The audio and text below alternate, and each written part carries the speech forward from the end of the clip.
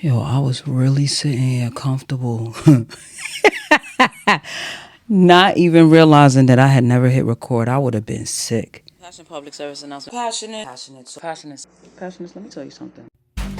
So what is this Passion PSA podcast? Who am I? Well, they call me Passion, short for passion, no last necessary. Why is there no last name necessary? Because the first name says it all. I am Passion and all that embodies. What do I do here? I give you the life coaching that you know you need, but don't enroll yourself in. When did I start? Actually, 2017. I'd leave a PSA on my Instagram regarding something I'd observed, and now we've evolved to this. Why do I do it? Why not? If even one person is able to take away one thing that changes their life, someone else's life, or changes the world for the better, then I've done what I was charged to do. So come on in, sit and listen for a while. There's something here for everyone at the Passion PSA Podcast. Greetings and salutations, my beloved passionate newcomers, visitors, and guests. Welcome to episode 2 of season 8, for real this time, of the Passion PSA podcast, where I, Passion No Last Necessary, your Get You Right Guru, issue a weekly public service announcement about whatever I have observed or was on my mind. This is a for your consideration zone where the objective is to offer you a perspective you may not have previously considered to A, expand your thinking, and B, aid you in becoming a better version of yourself, and for others. This is a safe space, but not necessarily a delicate one. I'll never rob you of your right to feel what you feel. Same way I won't sugarcoat the truth to make it more palatable. The goal is to get you to higher, more expanded thinking so you can operate as your highest and best self. If you are new here, affirmations are our first order of business so we can intentionally raise the vibration and get on one accord. Let's get on the same frequency. If you're ready, take a deep breath. You are always welcome to repeat after me or to take this time to state your own affirmations. I am discerning. I am aware. I am attentive. I am considerate. I am thoughtful. I am respectful. I am respected. I am valued. I am open to correction. I am ready to be my best self. I am well. It is well. All is well. Well is all. Ashe, ashe, ashe. Passionate, remember last week I told you that I was going through voice notes preparing for the season. Okay, so in addition to voice notes, I also have drafts and even full episodes that I scripted but never completed in my drive. So you know that this season is extremely special to me. And if you missed last week, might I suggest that you consume that episode so you can be all caught up and what we're talking about here can make sense to you. Point is, I'm being very intentional about the flow of this season, and we've had seasons in the past where we had a series set up, this episode built on the previous, etc. But when the previous episode is a memorial tribute, like last week, the follow-up can be a little tricky because you don't want to seem like you're beating a dead horse or dragging any one particular subject, especially if that subject is hard for others to navigate. Nonetheless, there are some things we need to revisit, even if we just look at them a little differently, right? Right. So in last week's closing, I said, increase your checkups and check-ins because a few days can make the difference between TTYL and RIP. Passionate, what we're going to talk about today, I've been sitting on it since September of 2024. Let's get into it. Now, Passionate, you know the objective here is to get to your highest self. The understanding is that you're not there and you might not even be close. That said, as I almost always use myself as an example, today we're going to see me work from lower self to higher extraction and applied overstanding. Remember the clip I shared in last week's episode from the gratitude episode? Okay, that was all about shifting perspective. We're going to see some more of that this week. I have an itch, y'all. I tried not to scratch, but anyway. before, and definitely right now, space is at a commodity on my phone. So if I have an app I can use on my iPad, I may not use it on my phone. And sometimes whatever device is closest, that's what I grab. And whatever app comes to mind first, that's what I use. Saturday, September 28, 2024, 1:50 p.m. I'm moving around my house. I'm thinking I'm recording to my phone, but I'm not using my Otter app, which will record and transcribe. Why? I don't know. Sometimes I'll be bugging. Here's a passion point. Salah. That means stop and think. Before you do something, take a minute and consider the details. Overlooking something because you just use what was easier or quickest in the moment can cause you more work and or time on the back end, which will have defeated the purpose of ease on the front end. So I'm using a different voice recorder, which means when I do want to transcribe this episode, I'll have to record it again using Otter. Double work. But remember, this is 2024, so this is when we're getting ready for the gala and going through all kinds of mental and emotional crises. So the original recording is done in September. October, I grabbed my iPad to record to Otter so Otter could do its version of transcription. Cause y'all. Then it's holding until March of 2025 when I export it to Drive so I can edit it for this season that never happened. And here we are in 2026. A lot of background, but it'll make sense in a minute. The point is, I voice note a lot. Messages to others, messages to myself, episodes.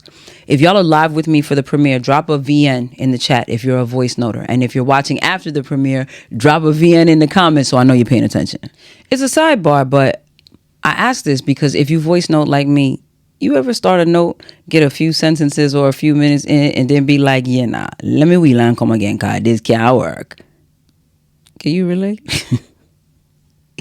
This is a major reason why I script these episodes. I tend to speak in the same stream of consciousness that takes place in my mind. And oh boy, because it is frenetic in there. What a dictionary definition. That's what passion takes action towards show your vocab is expanded. If you know the word. A dilemma, not the, because there are several, and I don't know if it's the type of phone I have or what. Often, when I'm recording using Bluetooth technology, the audio sounds like the mic is in Harlem and I'm in the Bronx. If you know, you know.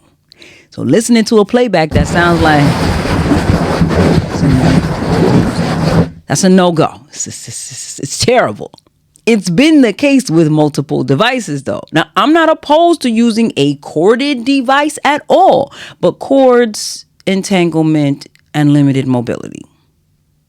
So when Bluetooth is failing me and cords are taking me hostage, speaker will always be my friend, as it has been for so long when I'm talking on the phone, because I just refuse to put this mini microwave to my head for extended periods. Also, because I'm almost always multitasking and I need my hands. Anyway, if I'm voice noting, there's only one speaker. If I'm on a call, there are two speakers. But if I'm the one speaking, I may be the only speaker one is aware of. Passion, we know how speakerphone and voice notes work. You want to get to the point? As a matter of fact, I'm going to give you a little more background. I just told you I'm almost always multitasking. I've told you in previous episodes how often I'm on time adjacent. So when I'm in transit and voice noting and speakerphoning, I'm also generally moving like my shoes are on fire and gasoline is chasing me. With this and many other episodes, I was recording in the house, but often I'm en route to work, to the car, in the supermarket, in the elevator, because when I got on, it was empty. Speaker conversation by default is public conversation, which means the conversation is not only audible to me, the conversation is audible to anybody within earshot. And while there may not always be a lot of people around to overhear the conversation, not always is not never. And when I'm in transit and walking from point A to point B, it's anybody's guess who's tuning in. When there are nearby eyes and ears, the fair assumption is that they see and hear me walking and talking. Let me interrupt myself by giving thanks that people don't just assume that I'm crazy, because I am that person who also walks and boldly prays out loud and very conversationally at times, but that never seems to put people off. They're just actually more distressed when they would like see me talking and I have my Bluetooth glasses, but they didn't realize my glasses were my communication device. Entertaining for sure, but again, not the point of this story or episode. Back to it. If you are paying any kind of attention to details, because I'm usually carrying my phone in my hand. You can see by the way I'm holding my phone that I'm somehow engaged. Despite all of these cues that indicate that I'm already engaging with somebody, people will still talk to me as though whatever I was already talking about can wait because they're in front of me. Like they can't see the person that I'm talking to, so as far as they're concerned, I might as well not be talking to anybody, so they can then capitalize on their opportunity to say something. And let me clarify, because I don't want you to think that I'm talking about a quick, "Hey, Passion, how you doing?" I'm talking about full-on conversation.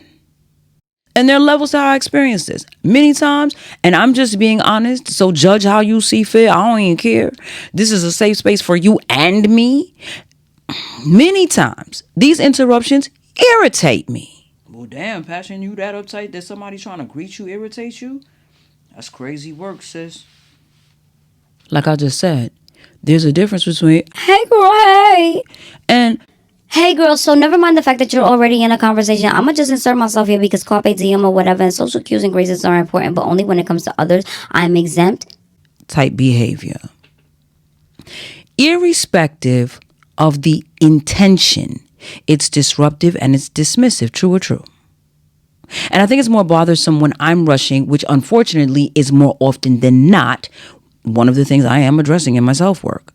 But until recently, most of the time, once I'm outside, I'm on go until I get to my destination because I'm trying to get where I was supposed to have already been. So when you see me and when you see me rushing to try to stop me or slow me down to have this conversation because you're not in a rush, I'm going to call it interesting. Picture this. Picture it. Sicily, 1922. Person A sees me barreling down the street. I'm not moving at a pace that says, "Hey, we can socialize. I don't have anywhere to go." I'm moving at a pace that says, "Yo, I was supposed to be there 15 minutes ago." Person A will say, "Hey," I'll greet them in turn. They'll then stop while I'm continuing to walk and continue the conversation as though they expect me to now stop too. When you saw me, I was already rushing. Why you would think that now that I see you, that my need to get wherever it is that I need to be is now somehow diminished or unimportant because you're here? Like, that's really far beyond my scope of comprehension.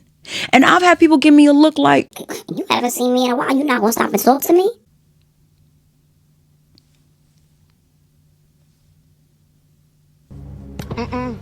the ones that I found particularly fascinating are the ones who operate like this, but they don't even know my name. Like, you've known my face for decades. You've made no effort to try to learn my name, even though I know for a fact you've heard someone else call out to me. You've made no effort to try to know anything more about me than the familiarity of my face and my presence. But when you do see me, you expect whatever it is that I need to do to stop for you. That is a wild experience to have because it is extremely audacious to expect that somebody who was never important enough for you to even say, "Hey there, friend, what's your name?" should stop whatever life they have going on to now acknowledge you. Okay, we talked about fighting to be seen in season 3, and we talked about feeling invisible, but not everybody does it because they feel invisible. Some people do it because they demand to be acknowledged. I used to live with somebody like that. When they would come in the house, they would say, "Hey," or something of the sort, then immediately skedaddle to their room and lock in for however long. When they would come back up front, especially when I was on the phone, I knew they knew I was on the phone, but to ensure that there was no obstacle precluding the observation, and because they were always approaching me from the left, I would literally hold my phone on the left-hand side of my face. They could see me talking. They could hear me talking. The call wouldn't have just started. It would have been a call that was in motion, and I'm either saying something pertinent or I'm listening to something pertinent. Either way, I would be in it, and it would be clear. And yet, with all these cues, they would walk into the foyer, stand there, and start talking as though they didn't see me on the phone. Casual greeting, okay. I mean, we did that already, but okay. How was your day? I'd answer that too. But to keep going? To where I'd have to aggressively say, "I'm on the phone." Only for that to be met with shock An offense? Well, Passion, isn't that manners when you see someone you haven't seen all day, you speak? Passionate. Isn't it manners to acknowledge that the person is on the phone and wait until both of you are free to speak? Oh no, P. Sounds like you might be doing the most. I could be. Sounds like you might be one of those interrupters.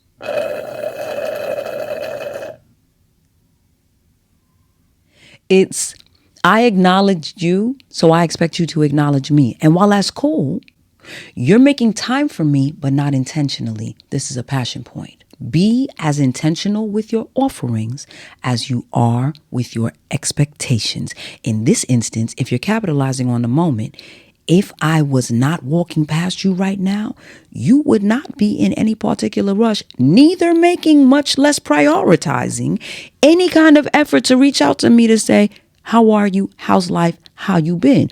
We don't have a relationship. We have an acquaintanceship. So if I weren't on my way to wherever it is I need to go, it's a reasonable assumption that you probably wouldn't even be thinking of me. But in the off chance that you were, it would probably be a fleeting thought with no follow-up because what? No foundational work has ever been done for you to do anything more with the thought. But now that the moment is present, it's a moment that you feel like you need to capitalize on, whether it's because you may not have this moment again, or you know that you'll never do the work to actually build any more of a relationship than what we have here. But you are curious or interested or polite enough that when you do see me, you feel like I need to make sure that I engage with this person. Now, in my tenant's case, they were intentionally making time to speak to me, true, but they were also intentionally doing it when I was already preoccupied. So if I called it fascinating when I'm walking down the block hurriedly, but otherwise presumably unoccupied, I'd have to call it confounding when I'm preoccupied. Like if you can see me talking but you can't necessarily see the phone, or you see me listening so you don't know, okay, I might could give you a pass. But when you can see I'm on the phone, you can hear me actively talking like my tenant, to just interrupt my conversation to start a new conversation as though the person that I'm already speaking to can wait. I mean, Passion, people do it to me all the time. I really don't see the issue. Just tell them you can't talk right now. You ever encountered a person that says, okay, real quick though, and you give them grace for real quick, and 30 minutes later, they're still trying to hold you hostage? Or the person that then responds in offense when you say you can't talk? How about this? I walked into work one day. I started a conversation with somebody. Somebody else in the room decided the conversation that I started with the first person was secondary to their need to ask me something. Now, we're not talking about a polite, excuse me, and we're not talking about the second I walked in the door. I was already in the room for a few minutes, so they could have asked any time before the conversation started. We're talking about just interrupting the conversation as though they were breaking silence. And I said to them, you're wild rude right now. Like, you dead gonna act like you don't hear me talking to this person? And they laughed. And they said, I needed to talk to you about something. And when I pointed out that I was already talking, they doubled down with, Well, I just needed to ask you this.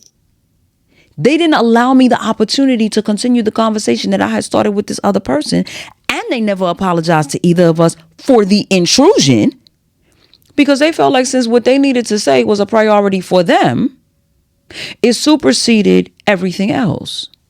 But if it was just a quick question, what's the big deal? Answer the question and go on with your life. We can argue it. We can debate it. But remember how in every show opening we say this is to discuss the perspective you may not have considered. From your perspective, is casual conversation or a quick question and no real harm is being done. From the other perspective, you don't know what you're interrupting, but you do know that you're interrupting. And if it's not something life-saving, is it a necessary interruption? Passion point number 3. Just because it doesn't bother you doesn't mean it's not bother some. And I'll be the sacrificial lamb in this, right? Because the assumption is it's just me and I'm a hypersensitive nut job. The conversation that's had with me with respect to subjects like these, where there's a lot of pushback because people don't want to self-assess or self-correct. Oh my God, I'm so glad you talked about this. I hate that. Passion point. Just because somebody's not complaining doesn't mean they're agreeing. Just because they're not complaining to you doesn't mean they're not venting to someone else. And if they've told you about it and you've done nothing to address it, the communication failure is 0% theirs and 100% yours. Remember, passionates, we are not here to agree. We're here to consider from all the angles. All right, passionate. How does this end on a high vibration? Because it sounds like a lot of complaining about something pretty insignificant. Okay. Low vibration to high. If you're the person that does this, you or your behavior, but probably mostly you. You rude, intrusive, disruptive, dismissive, and dare I say a little selfish. But after sorting through the negative feelings and stopping the name calling, right, higher self was able to extract act now. If you follow Neo Diviso, you know that he has all these different acronyms. Now is one of them. No opportunity wasted. So with respect to this, do not waste the opportunity that you have to say what you need to say. It could very well be an intrusion on my life. It's most certainly an intrusion on an in-progress conversation. But since we know that it may be the only or the last opportunity, I respect it if you seize it. Respect it. Appreciate it? That's going to depend on what you interrupted, how, and why. Sometimes you're being compelled to say or do something right then because someone else needs it. At some point, maybe not right now. The audio draft of this was created in September 24 and finally being released today. A lot of starts. Several times when I could have and maybe should have acted. A lot of what if this had happened and this never got released comes up, right? So I'm acting now, 16 months and 6 days later. But if the opportunity is still presenting or representing itself, there must be a reason. My only caution in advising you to act now, especially with respect to the examples used.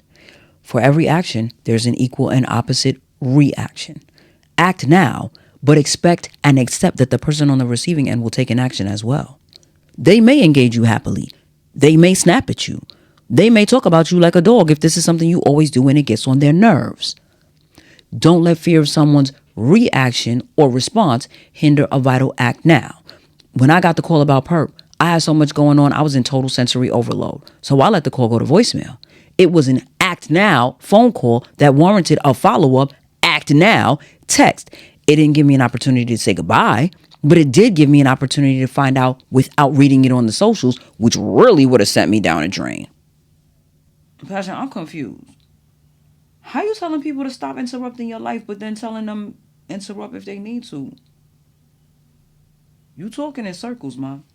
First, conversational interruption was the example and the launch pad for the ultimate point of act now, but that wasn't the whole point, right? Restart the thing people think that you gave up on. Act now. Start the thing you've been thinking about. Act now. Apply for the course or the job. Act now. Audition for the part. Act now. Send the text or the email that you should have sent long ago. Act now. But use discernment. Use observational awareness, because sometimes it can't wait, sometimes it can. And often the cues are there to tell us which is which. All right, passionates, I have some other actions I need to take, so I'm going to get up out of here. If you have listener letters, send them to mybrilliantfriendpassion@gmail.com. If you'd like to donate to the pod, donations can be made via Linktree, PayPal, or Zelle. The links are in the description box below. Every contribution helps. Next week, we're going to have a follow-up to this, so stay tuned. In the meantime, drop some comments, give this a thumbs up, and share this to 5 friends. Tell them to share it to 5 friends. People love to argue, so let's give them something to talk about. Go forth. Be great. Be filled with bliss. Be armed and empowered with knowledge. Read the room. Act now, but act with discernment. In all things, be passionate. See you later.